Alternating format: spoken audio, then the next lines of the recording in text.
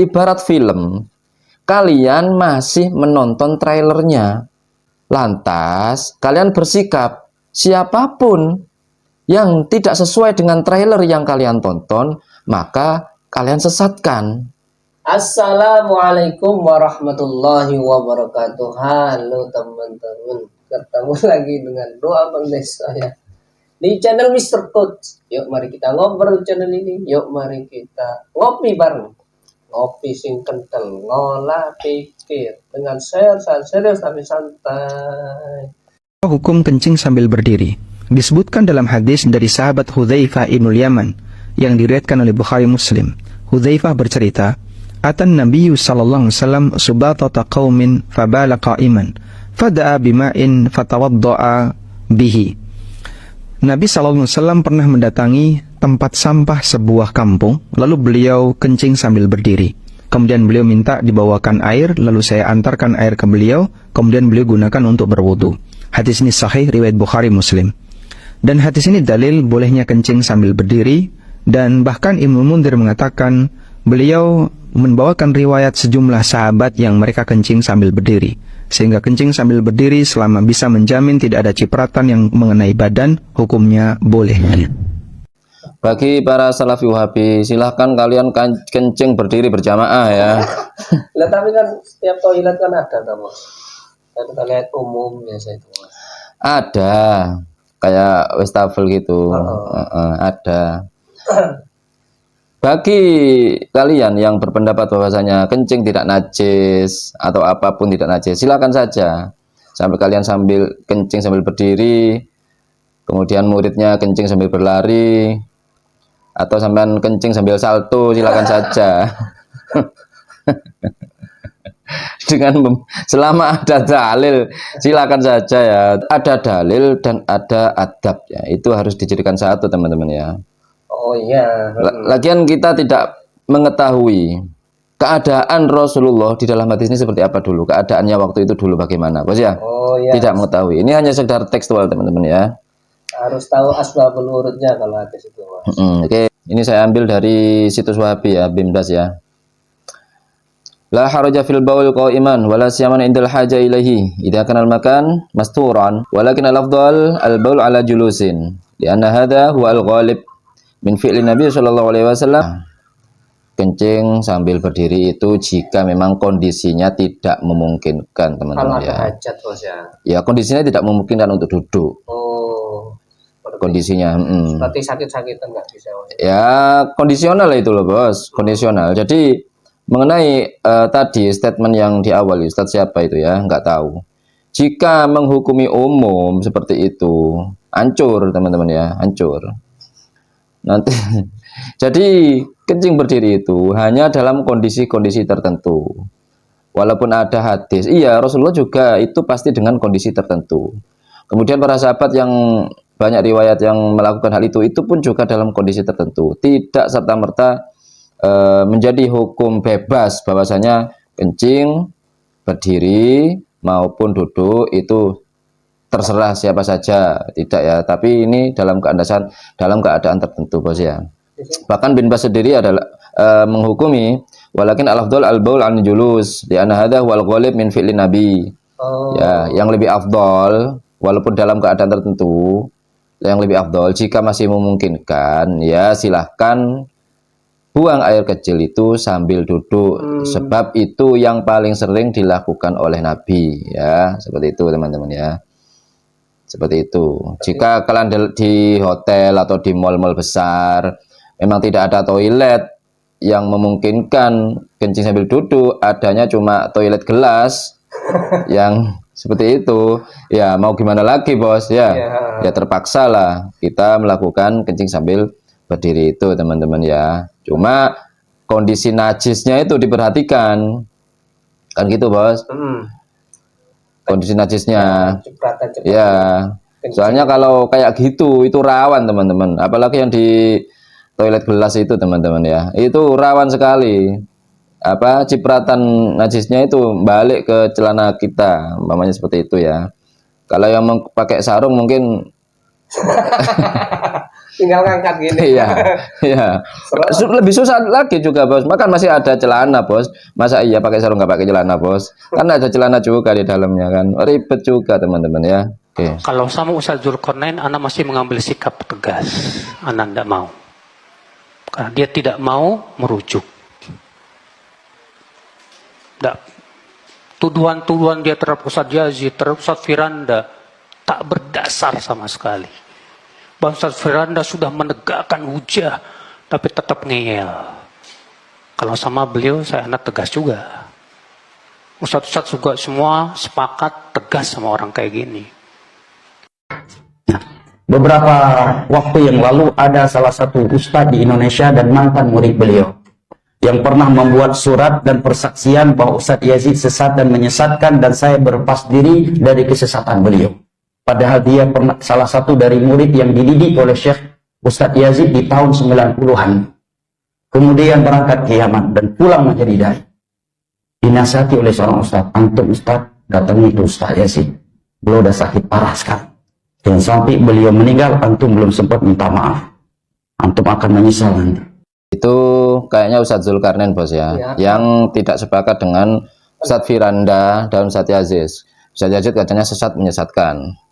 Nah, kalau sudah dicap, berarti Ustadz Zulkarnain ini mengecap Ustadz Yazid itu sesat menyesatkan, berarti sudah mengecap Ustadz Yazid Jawas sebagai ahli bid'ah, kan begitu, Bos? Ya. Secara logika. Logikanya begitu. Nah, dia pun akhirnya melakukan ajaran apa yang telah diajarkan oleh Ustadz Yazid Jawas, bahwasanya tidak usah kumpul-kumpul dengan ahli bid'ah, tidak usah mendatangi orang sesat, tidak usah mengambil ilmu lagi dari orang sesat. Begitu jadinya kan, blunder ke Ustadz Yazid Jawas sendiri. Makanya Ustadz Zulkarnain mungkin tidak mau lagi berhubungan dengan Ustadz Yazid Jawas. Awalnya berbeda pendapat, Bos ya.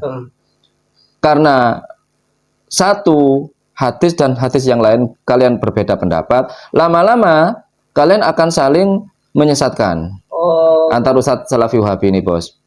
Lama-lama akhirnya berantem kayak gini, saling menyesatkan, saling membid'ahkan, dan sudah firaq gitu, Bos. Ini resikonya, teman-teman ya. Gini loh, bid'ah dan sesat yang kalian gaung-gaungkan, begini loh ya, rumusan saya.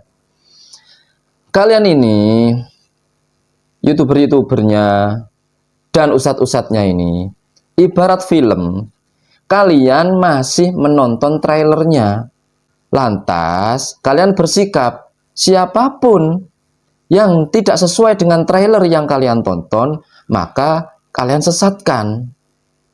Itu loh, teman-teman, kesimpulannya. Ada kelanjutannya, maksudnya. Ya, trailer hanya cuplikan. Cuplikan tuh.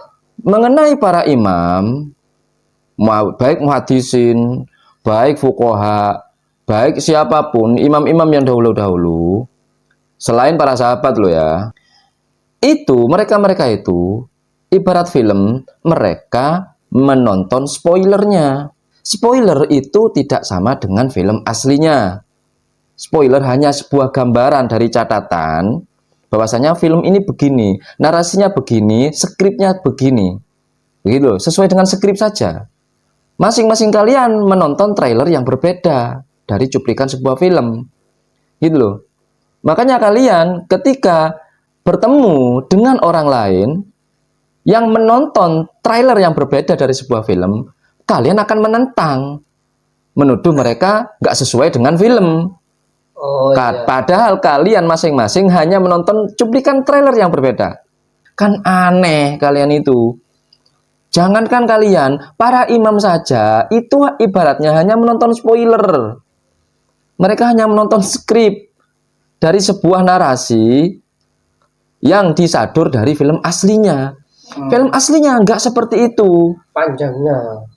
Baik panjangnya, baik apanya, bisa lebih spoiler itu bisa lebih panjang dari filmnya, Bos. Bisa lebih pendek daripada film aslinya. Kalau trailer ya pasti cuplikan.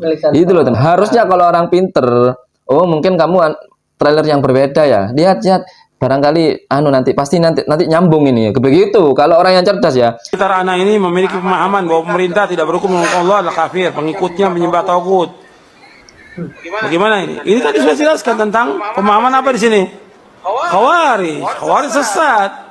Dan nanti ujung-ujungnya bukan hanya sekedar mengkafirkan, ngebomin nanti ujung-ujungnya. Islam nggak mengajarkan begitu. Islam nggak pernah mengajarkan. Ini Islam tidak mengajarkan seperti itu. Tapi yang seperti itu harus kita akui, mereka mengaku Islam, Ustaz. Oh, Dan iya. ini Yang ngebel-ngebel ngaku Islam. ngaku Islam. Dan amaliyahnya juga amaliyah Islam. Hanya saja mereka salah dalam memahami suatu teks, ya. Dan mereka terdoktrin oleh doktrin heroik, bos. Oleh doktrin heroik yang mengunggahkan, yang mendidihkan iman mereka itu menjadi bertindak sporadis seperti itu, Ustaz.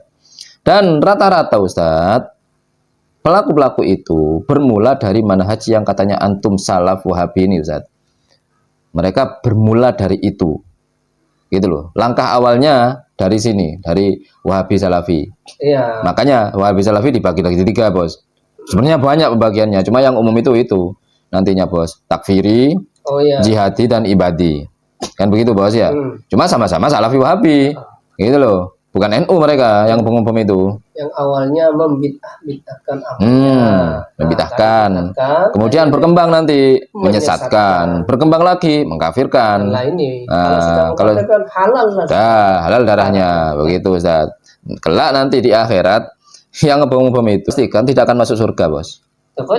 Ya jelas lah, karena dia mempunyai hakul adami, dolim kepada orang lain, membunuh secara dolim dia, bos. Semuanya berarti harus gak peduli non Islam itu semua punya. Iyalah, punya hak hakul adami. Ketika dia akan masuk surga dengan amalnya, maka orang-orang yang didolimi ini kan menuntut, bos. Saya dulu tidak rela, saya tidak ikhlas dulu dibunuh secara dolim oleh orang ini, kan begitu, bos.